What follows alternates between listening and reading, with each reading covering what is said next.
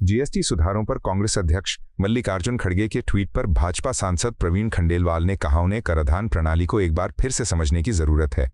अर्थशास्त्र का एक सिद्धांत है, जितना कम टैक्स होगा उतना अधिक राजस्व मिलेगा। यह सिद्धांत न केवल भारत में बल्कि पूरी दुनिया में मान्य है। प्रधानमंत्री नरेंद्र मोदी जी ने इसी सोच के तहत जीएसटी सुधारों को आगे बढ़ाया है। आने वाले समय में इसका लाभ राज्यों और केंद्र सरकार दोनों को मिलेगा। खड़गे जी को इस गणित की जानकारी कम है और सिर्फ आलोचना करने के लिए ऐसे बयान देते हैं। मुझे लगता है मल्लिकार्जुन खड़गे को एक बार फिर पूरे जो टैक्सेशन सिस्टम है उसको समझने की जरूरत है। इकोनॉमी का एक सिद्धांत है, lesser the tax higher the revenue, और वो पूरे विश्व में ये सिद्धांत मान्य है। और उसी सिद्धांत के आधार पर आने वाले समय में सभी राज्य सरकारों को, केंद्र सरकारों को, सबको इसमें रेवेन्यू मिलने वाला है।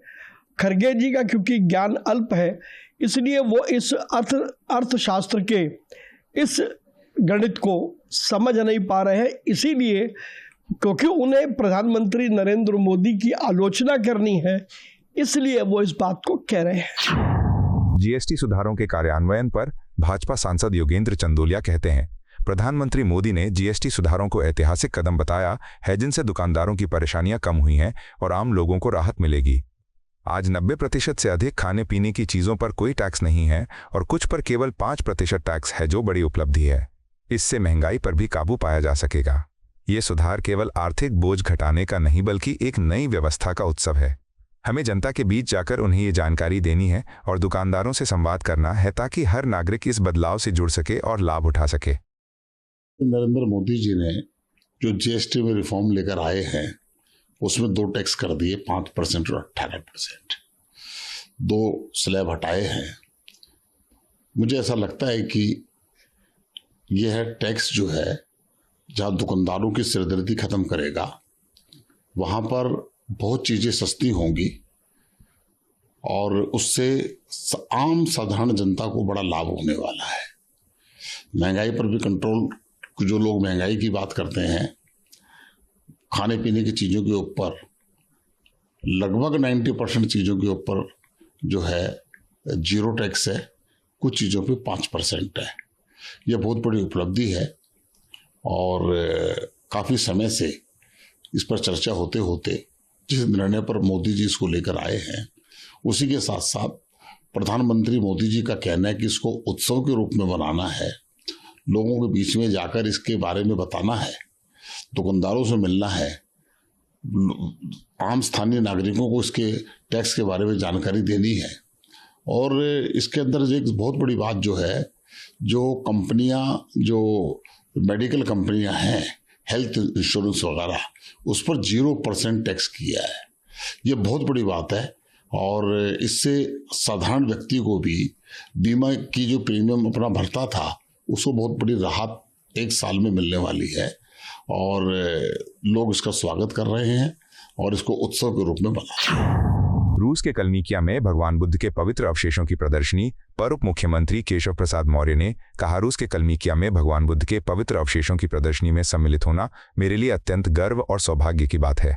ये केवल एक सांस्कृतिक अवसर नहीं बल्कि भारत और रूस के बीच आध्यात्मिक एवं सांस्कृतिक संबंधों को और अधिक मजबूत करने का भी अवसर है। मुझे प्रधानमंत्री जी ने जिस विश्वास के साथ ये जिम्मेदारी सौंपी है, उस पर खरा उतरने का पूरा प्रयास करूंगा। भगवान बुद्ध के संदेश आज भी विश्व को शांति, करुणा और भाईचारे का मार्ग दिखाते हैं। इस सेवा को मैं जीवन का गौरव और परम उपलब्धि मानता हूँ। ये बहुत सौभाग्य की बात है मेरे लिए कि मैं भगवान तथागत बुद्ध के पवित्र अवशेषों को लेकर के अब भारत के जो मित्र देश हैं, जिनसे हमारा ऐतिहासिक संबंध है, सांस्कृतिक संबंध है, आध्यात्मिक संबंध है, ऐसे रूस के लिए मतलब कहने के लिए तो 23 तारीख हो जाएगी, लेकिन 22 और 23 की रात्रि में मैं इसके लिए प्रस्थान कर रहा हूं और माननीय प्रधानमंत्री श्री नरेंद्र मोदी जी के प्रति हृदय से आभार प्रकट करता हूं। वो पूरे विश्व के सबसे लोकप्रिय नेता हैं।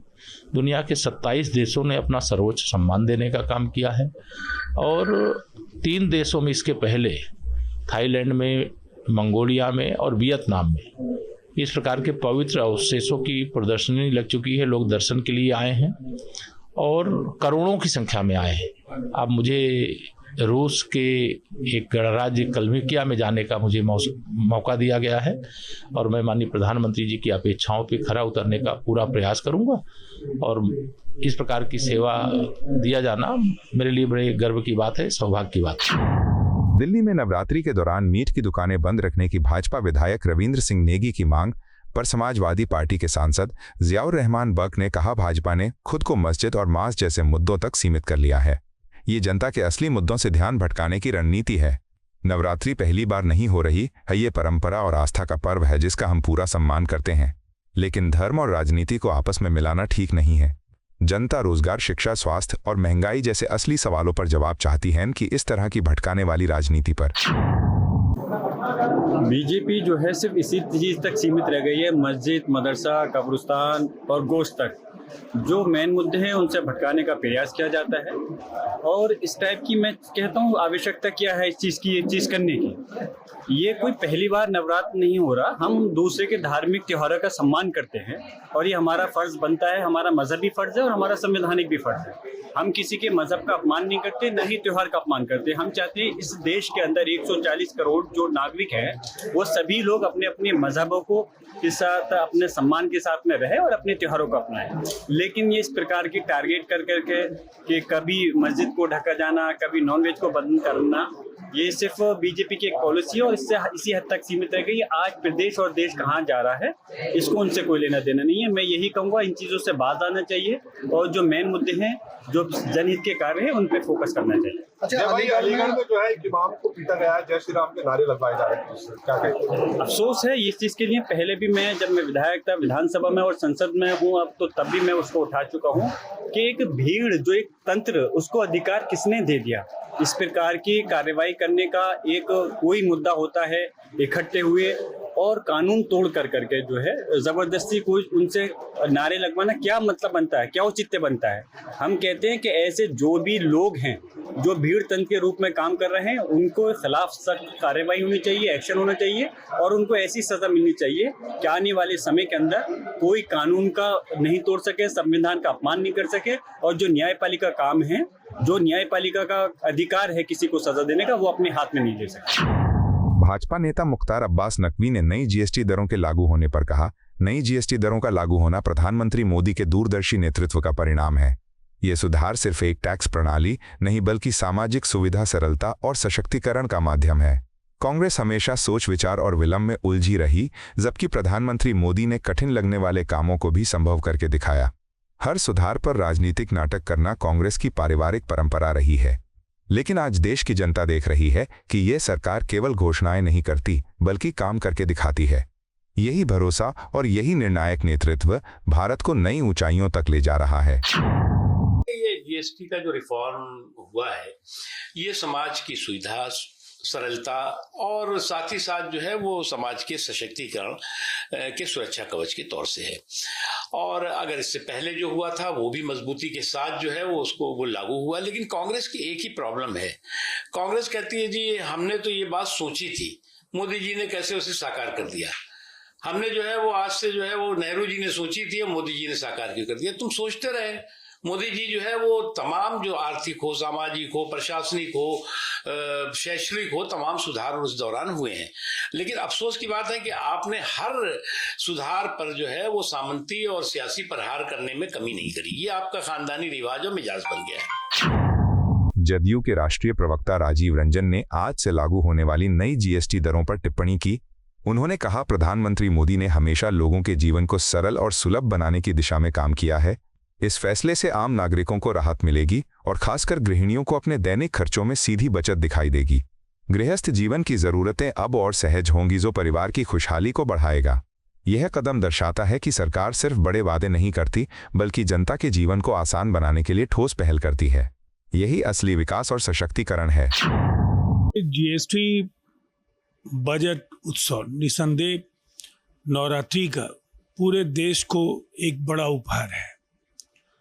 एक तरफ प्रधानमंत्री नरेंद्र मोदी जी ने आम भारतीय का जीवन आसान बनाने के लिए अनेक बड़े फैसले लिए, लेकिन उन फैसलों में ये एक ऐसा फैसला है जो आज से ही गृहिणियों के लिए उनके घरेलू बजट को बेहतर बनाने में एक बड़ा तार्किक समाधान साबित होगा। दुनिया की जो चुनौतियां हैं, आज वैश्विक अर्थव्यवस्था में जिस तरह के बदलाव दिख रहे हैं, जो भारतीय उत्पादक हैं, 150 करोड़ भारतीय, ये दुनिया का सबसे बड़ा बाजार है और कम मूल्य पर जब चीज़ें लोगों तक पहुंचेंगी तो फिर उनका बाजार भी और उनके उत्पादन का भी जो ये स्वरूप है वो बेहतर होगा और वो दुनिया के मुकाबले ज़्यादा बेहतर गुणवत्ता के साथ अपना काम कर पाएंगे। जीएसटी सुधारों पर पीएम मोदी के संबोधन पर आम आदमी पार्टी के सांसद संजय सिंह ने कहा, प्रधानमंत्री जी जब 2017 में जीएसटी लेकर आए थे तो कहा गया था कि ये अर्थव्यवस्था में क्रांति लाएगा और जनता को राहत देगा, लेकिन हकीकत यह है कि छोटे व्यापारियों की कमर टूटी, महंगाई बढ़ी और आम आदमी पर टैक्स का बोझ डाला गया। आज 8 साल बाद याद आया कि जीएसटी कम होना चाहिए, तो सवाल है कि जनता को इतने साल क्यों लूटा गया। स्वदेशी की बातें करने वाले प्रधानमंत्री खुद विदेशी चश्मा, घड़ी, गाड़ी और हेलीकॉप्टर इस्तेमाल करते हैं। गलवान में शहीदों के बाद भी चीन से 39 लाख करोड़ का आयात हुआ। जनता अब ठोस जवाब चाहती है। मिडिल क्लास की कमर तोड़ दी गई, आम आदमी की कमर तोड़ दी गई। लाखों करोड़ रुपए टैक्स का बोझ इस देश की जनता के ऊपर लादा गया, जानबूझ के लादा गया और तब बताया गया जश्न मनाइए, खुश हो जाइए कि आपका टैक्स बढ़ाया जा रहा है। यह हुआ इस देश के अंदर। और जीएसटी के नियमों में 1-2 बार नहीं, सैकड़ों बार बदलाव करने पड़े। इसके अलावा डीजल के नाम पे, पेट्रोल के नाम पे लाखों करोड़ का टैक्स लिया गया। और आज प्रधानमंत्री जी को 8 साल के बाद नींद से जागकर यह बताना पड़ रहा है कि नहीं, अब हम फिर एक क्रांतिकारी परिवर्तन लेके आए हैं। देखिए, हमने जीएसटी कम कर दिया। तो बढ़ाया क्यों था? 8 सालों तक इस देश की जनता को लूटा क्यों था? प्रधानमंत्री जी, जो लाखों करोड़ रुपए इस देश की जनता के जेब से टैक्स के नाम पे लूटा गया है, वो पैसा उनके खातों में वापस कीजिए। दिल्ली की मुख्यमंत्री रेखा गुप्ता ने शारदीय नवरात्रि के अवसर पर कहा, शारदीय नवरात्रि के पावन अवसर पर मैं देशवासियों को शुभकामनाएं देती हूं। इस बार नवरात्रि केवल आस्था और उत्सव का पर्व नहीं बल्कि राहत और अवसरों का त्योहार भी बन रहा है। प्रधानमंत्री मोदी के नेतृत्व में आवश्यक वस्तुओं पर जीएसटी दरें कम की गई हैं, जिससे आम नागरिकों खासकर मध्यम वर्ग और गरीब परिवारों को बड़ी राहत मिली है। ये सुधार हर घर की अर्थव्यवस्था को सशक्त करने वाला है। हमारी पूरी कोशिश होगी कि इस फैसले का लाभ वास्तव में जनता तक पहुंचे और नवरात्रि का ये संदेश हर परिवार में खुशहाली लेकर आए। इसे खुशी है हमें कि ये नवरात्र, ये दिवाली का उत्सव और ज्यादा खुशनुमा हो गया है। आदरणीय प्रधानमंत्री जी के इस बचत उत्सव से, उनके जीएसटी में इतनी भारी कमी करने से उसका लाभ जो है हर एक सामान्य परिवार को, उसके हर सदस्य को, देश के 140 करोड़ भारतीयों को मिल रहा है। ये हम सब के लिए सच में बम्पर उपहार है इस दिवाली के अवसर पर, और इसका जन जन तक लाभ पहुंचे, ये हम लोग भी इसको इंश्योर करेंगे। जाएंगे बाजारों में, व्यापारियों से मिलेंगे, उपभोक्ताओं से मिलेंगे और सीधा सीधा सरकार के द्वारा दिया गया ये लाभ जनता तक पहुंच पाए, इसकी जिम्मेवारी लेंगे। बिल्कुल, हमारी क्षेत्र की जनता के लिए केंद्र सरकार के सहयोग से हमें छठ घाट के लिए 40 करोड़ रुपए का फंड मिला है और बहुत जल्द जब उसकी टेंडर प्रक्रिया शुरू हो जाएगी तो हम जनता को छठ घाट समर्पित करेंगे। अगली पीढ़ी के जीएसटी सुधारों के कार्यान्वयन पर केंद्रीय मंत्री चिराग पासवान ने कहा, नवरात्रि के इस पावन अवसर पर मैं सभी देशवासियों और विशेषकर बिहार के लोगों को हार्दिक शुभकामनाएं देता हूं। माता रानी की भक्ति और आशीर्वाद से हमारे जीवन में शक्ति, समृद्धि और खुशहाली आती है। हम सब प्रार्थना करते हैं कि उनकी कृपा सभी की मनोकामनाएं पूरी करे। माता रानी की कृपा से देश की एक बड़ी इच्छा प्रधानमंत्री नरेंद्र मोदी ने पूरी कर दी है, अगली पीढ़ी के जीएसटी सुधार लागू करके। ये सुधार आम जनता की आर्थिक परेशानियां कम करेगा और हर घर तक राहत पहुंचाएगा। ये नवरात्रि वास्तव में जनकल्याण और नए अवसरों का पर्व बन गई है। सबसे पहले आज नवरात्रि की तमाम भारतवासियों को, तमाम बिहार वासियों को ढेर सारी शुभकामनाएं। माता रानी के ये दिन हैं, उनकी आराधना में इन दिनों को हम बिताते हैं और ये कामना करते हैं कि उनकी कृपा, उनका आशीर्वाद हम सब पर बना रहे, हम सब की मनोकामना पूरी हो। पर मैं इतना ज़रूर कहूँगा कि माता रानी के आशीर्वाद से एक मनोकामना हमारे प्रधानमंत्री आदरणीय नरेंद्र मोदी जी ने सभी देशवासियों की पूरी की है। वो जिस तरीके से महंगाई की मार थी, मुझे याद है मैं जब से पहली बार मैंने शपथ लेने के बाद कार्यभार मैंने संभाला था खाद्य प्रसंस्करण विभाग का, इस क्षेत्र से जुड़े हुए जितने भी व्यापारी थे, जितने भी इंडस्ट्री लीडर्स थे, उनकी पिछले साल सवा साल में सिर्फ एक ही मांग रही थी जीएसटी रेट्स को रिवाइज करने की। जिस तरीके से अलग अलग स्लैब्स में जीएसटी रेट्स बटे हुए थे, जिसकी वजह से इंडस्ट्री को भी इस बात का एहसास होता था कि इसको कम टैक्स के दायरे में लाया जा सकता है। ऐसे में मैं मेरे प्रधानमंत्री का, वित्त मंत्री साहिबा का मैं विशेष तौर पर अपनी तरफ से, अपनी पार्टी की तरफ से, बिहार वासियों की तरफ से, देशवासियों की तरफ से मैं धन्यवाद करता हूं कि इस बड़ी मांग को उन्होंने स्वीकार किया और जिस तरीके से टैक्स में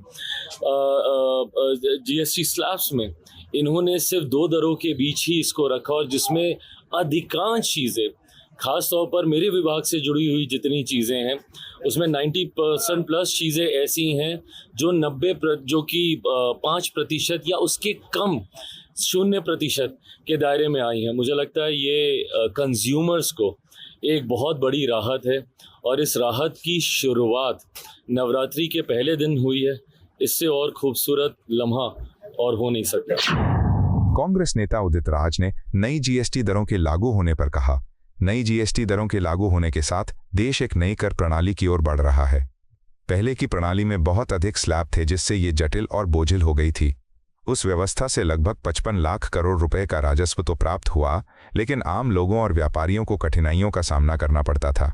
प्रधानमंत्री ने इसे सरल बनाने की आवश्यकता पर जोर दिया और आज इन बदलावों से जनता को सीधा लाभ मिलेगा। ये सिर्फ टैक्स सुधार नहीं बल्कि अर्थव्यवस्था को और पारदर्शी, सरल और जनोन्मुखी बनाने की दिशा में एक बड़ा कदम है। ऐसा क्या था जो देश के नाम से संबोधन करने की बात प्राइम मिनिस्टर द्वारा थी? कौन सी आप देश को बड़ी आपत्ति से बचाने जा रहे थे या तो बहुत बड़ा कोई फायदा देने जा रहे थे? पहले जीएसटी के 9 स्लैब थे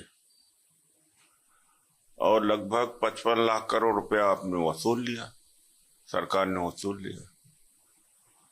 तो एक कहावत है कि गर्दन काटते जाओ और बाल से मोहब्बत करो। तो ये बाल से मोहब्बत करने की बात कर रहे हैं और गर्दन काट दिया इन्होंने। तो जब बर्बाद कर ही दिया इन्होंने और जब राहुल जी जो बोलेंगे वो करना ही पड़ेगा, तो सत्ता से इनको हटना चाहिए। 2017 में राहुल गांधी जी ने बोल दिया था गब्बर सिंह टैक्स, और राहुल गांधी जी ने यह भी बोला था कि 5% 18%।